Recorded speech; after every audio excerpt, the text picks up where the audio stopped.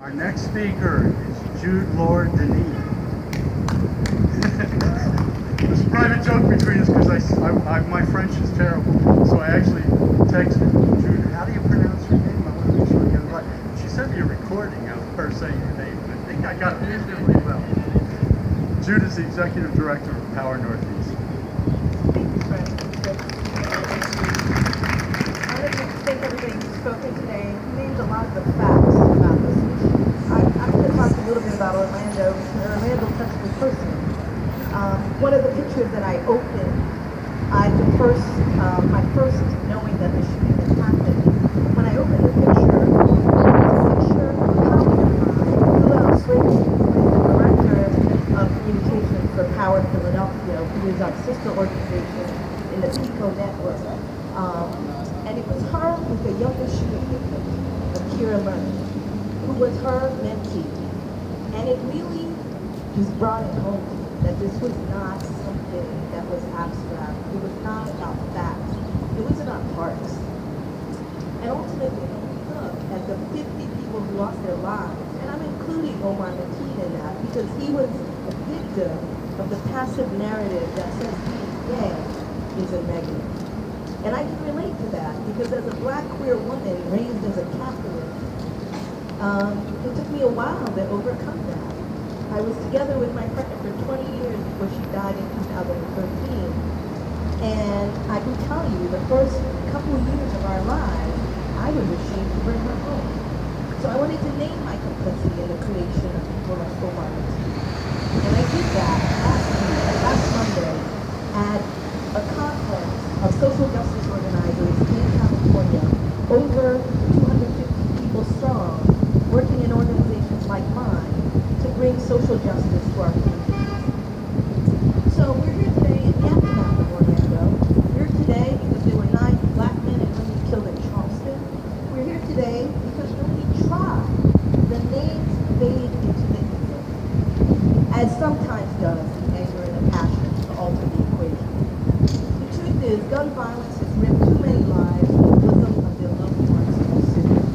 But I'd be remiss if I left gun violence at the door of only individuals corrupted by their own pain and suffering into agents of destruction. Yesterday, I was left grieving in the aftermath of the death of Alton Sterling, a father of 3 in Baton Rouge, Louisiana, at the hands of police officers who shot him 3 times in the chest, while the video clearly showed he was on the ground and subdued. Police brutality is real, and for Latino and black folks, it's a reality we wake up to every morning, that we might walk out the door and never come back. It's a reality that faces black and brown mothers and fathers to have what we call the talk with their children about how to react to a police officer. In this, the 3rd largest city in the Commonwealth, where 60% of our residents are Latino and black, this is a reality that hits home hard.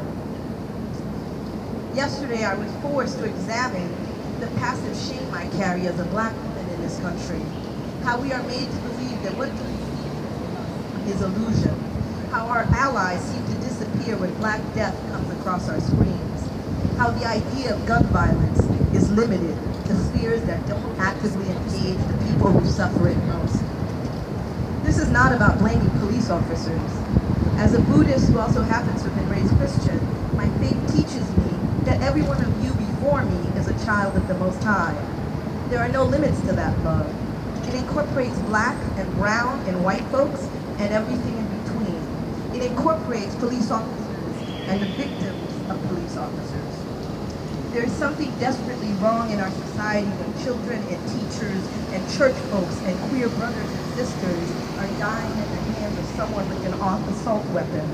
There is something equally wrong with how our police officers are being trained when every year more than 1,000 unarmed people of color lose their lives at the hand of the police.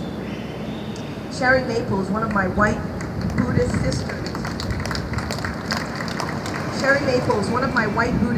who is a police officer, said this: "It pains me to see the unnecessary use of force, especially deadly force and racism, that is taking place in the police profession across this country. The good news is that the extent of it is finally being uncovered, and hopefully will no longer be tolerated.